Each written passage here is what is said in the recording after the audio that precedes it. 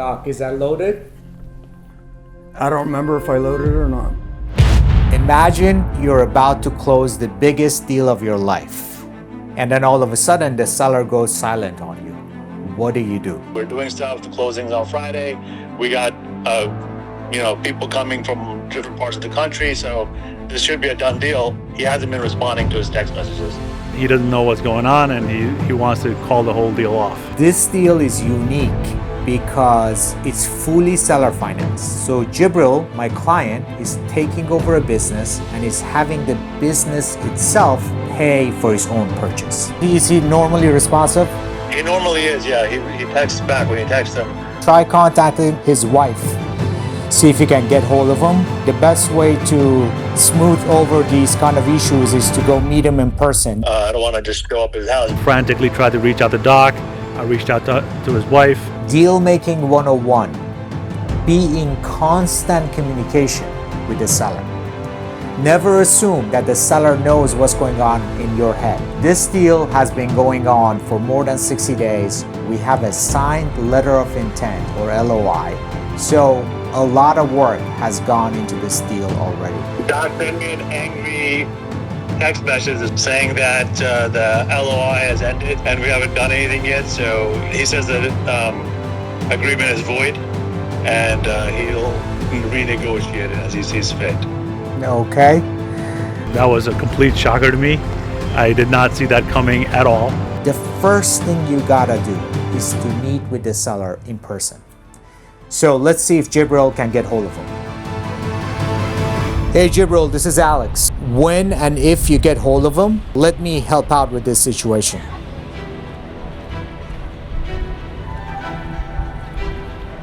Yeah, I was able to speak to his wife, Sherry. Okay. And he wasn't feeling well, so he might have been a little cranky. Okay. And eventually I did get a text message back from Doc. Okay, that's good. I had offered to take him out to dinner at Double Cut, and he took me up on that offer. So we'll be going there tonight at 6. Awesome. Voila. He was able to talk with the doctor, and they're having dinner tonight. I'm going to be driving to Pennsylvania with my team in the car. So let's see how it goes. Fingers crossed. Wanted to make sure that the deal is on, and I wanted to make sure you're happy, and I wanted to explain. When it comes to communicating with a seller, the most preferred method is in person. Then it is a Zoom call where you can see face to face. Then it's a phone call. And really never try to negotiate a deal or reinvigorate a deal using email or anything like that. Always try to meet in person. If you can't, Zoom call. If you can't, pick up the phone and call. I told him, not only do we want to buy this practice from you, but we are looking forward to having you as being our advisor as we grow bigger. This is a vet hospital in Poconos, Pennsylvania.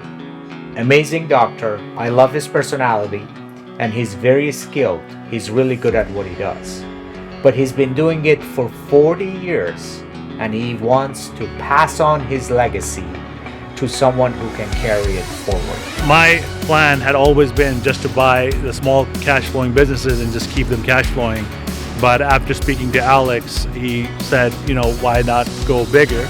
And you're going to be spending the same amount of mental energy and physical energy anyway.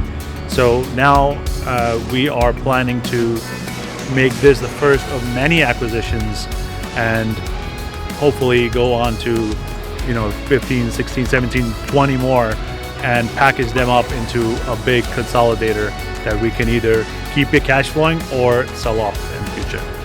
I've learned through experience of, sometimes bad experience that you should have people that work with you that have done it before so that you can avoid, years of mistakes or money and whatever. So I want to make sure that I work with somebody who has done something like this before. And Alex is somebody who has, and I wanted to work with him. One thing that always matters to me when I'm working with an entrepreneur to buy businesses, what's the bigger vision? You don't want to get so target fixated on one particular target that you don't have a big vision, you haven't planned out your next steps. And this And in this particular case, we are pursuing a vet hospital consolidator, meaning we are going to buy multiple of these vet hospitals, combine the back office to increase the net income, net profit of the business, and then create a bigger play around animal care.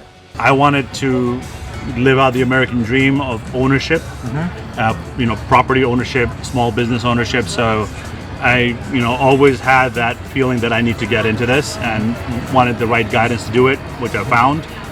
I want to build, generational wealth, not just for myself, right? And I thought this was the best vehicle. A lot of people discourage me in doing this. They're saying, stick with the job. You don't want to be spread too thin over many things. And my response to them is, hey, look, Elon Musk can do it. Why can't I? Exactly.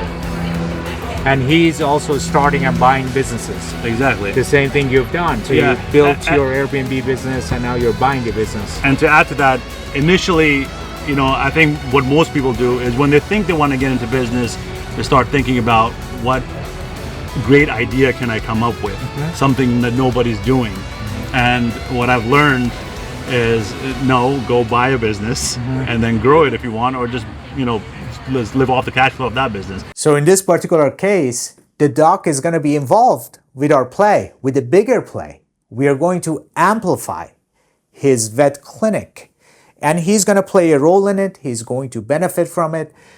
So that needed to be brought back up to the surface so he's reminded of why he started doing this deal with us in the first place. And what we can do, we can have the doc to stay with us as an advisor, and as we bring new vets on board, we can have him train them. So that's where he can play a big role in this, and we will talk about that today. Get him excited. Doc, is that loaded? I don't remember if I loaded it or not. And a pistol just doesn't do the job, so there's sometimes you need something a little bit bigger. Uh-oh, we're in trouble again. I've done a ton of deals, but for the first time in my life, a seller brought a gun to the negotiation table. We were working on structuring the deal, and like I explained before, we are going to set it up as a consolidator so that we can make multiple acquisitions, and you're going to be advising us. And that structuring took a little bit of time. Really? Are you kidding me? I was waiting for you guys to call me for a week. We were supposed to work out details. We had talked all about that a couple weeks ago, and I'm waiting for you guys to call. Tried to call you twice. I couldn't get a hold of you. First of all, I wanted to tell Doc, sorry about the lack of communication. From my end, I thought I was communicating, but perhaps some got lost in, some of the back and forth. So I apologize to him for that. The only thing is next time, a little advance notice. Okay. Just let me know before that comes up and that happens. That's all I ask. I did not expect Doc to come and sit down with the gun on the table, but that was definitely classic Doc. He is a country boy. He's been a Pennsylvania guy. In this scenario, I was assuming that Jibreel is communicating with the seller that it took us a little bit of extra time to put together the paperwork in a way that we can build a vet hospital consolidator.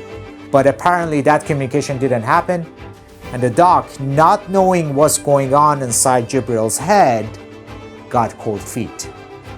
We did have some bumps along the road a little bit, some slight misunderstandings, but I think we've got everything ironed out. We want to make this much bigger than just purchasing the animal hospital from you. We want to, as he said, become a consolidator. So we're going to be purchasing multiple animal hospitals, and we would like your expertise to help us through this. We want you to be a consultant with us along the way as we do this. Love that. I love the idea. I've had that hospital for a long time. So to be able to keep that not only just going, but to increase it, that's my dream. It'd be absolutely fantastic. So as big as we can go. I'm getting old. I'm getting to the point now, it's just so many hours, and I just don't have the energy that I used to. And you're a great trainer. We want to bring vets to the table, new vets. and have you train them so that we can sort of fan them out. We think of this as a platform company where, you know, the back office operations and the training happens, and then we buy other properties essentially, and we're going to fan out vets into all these other vet hospitals. It's even better. Right. And I love to teach. I love to train. I've got a lot to teach. I've kept it to myself for all these years, but I'd love to show somebody that can do these techniques that I have. I developed a couple special techniques that can carry that on and do that. So it's a wide open field. I mean, we can blow the top off this thing. It'd be fantastic. In every consolidation play, when you're buying multiple businesses in the same industry, your first business that we often refer to as a platform business is very important, because you buy the second business with that first business, and then you buy the third one with those first two. And as you're expanding, you have a platform that pretty much reflects the culture and the operations of that first acquisition, the platform company. So we did a few interviews with vet candidates, and you were on there, and we are developing our playbook on how to do this, essentially hire them efficiently. And one of the things that I've used always in my past that worked great was like developing case studies. And you had a few case studies, Yeah. and you essentially gave them the same hypothetical problem and see how they react. And that's why with some of these guys, I mean, my heart was bleeding for them, because it's so, you can't imagine. You put them on the spot. It's so nerve-wracking, Yeah. especially you got people watching you. Right. And you have to think off the top of your head, and you're afraid you're going to make a mistake. So I give them an awful lot of credit for doing what they did. It's reality. Yeah. You have to have some kind of proficiency and comfort in what you do. It's a tough job. I have one today. We're putting this dog to sleep. I've known that dog since it was 6 weeks, maybe. It's 14 years. I'm putting that dog to sleep today. It's wrenching. It's wrenching. And you deal with that all day, every day. It's a tough business. And I still love to do it. Every day I do especially surgeries. I really love doing my surgeries. But it's just at the point where you just don't have as much energy to do it now as you did at one time. Highest rate of suicide in any profession. Because, Is that right? yeah, by far, like 10 times. 10 times vets or Yes, 10 times veterinarians. more? Well, 10 times any other profession. It used to be dentists were the highest, because everybody walking in there hated them. But we far surpassed them, because you not only deal with patients and get emotionally involved with the patients, you have the clients, the owners. So you get a double whammy. Difficult. It's a difficult job for sure. Yeah, to do it 40 years. Yeah. Well, I'm not exactly, completely sane, but you try and come as close as you can. But yeah, it takes its toll. It drains on you. The vet business is a great business because, we're in America, we all love our pets, and, this is something that there's a big need for. Also, as I was doing my due diligence, I found out there was a shortage of vets. So I think that this is a great opportunity to be in this space right now and try to solve that problem for the country and, for Doc. It looks like we are back on track. Now let's see if he actually says yes to the deal again. All right, Doc, so after you doing this for 40 years, we're here to take your legacy forward. After today's conversation, can we say that the deal is back on the table? Yeah, I think I feel much better after we talked. I understand a little bit better. That's awesome. Great to hear. Okay? Great.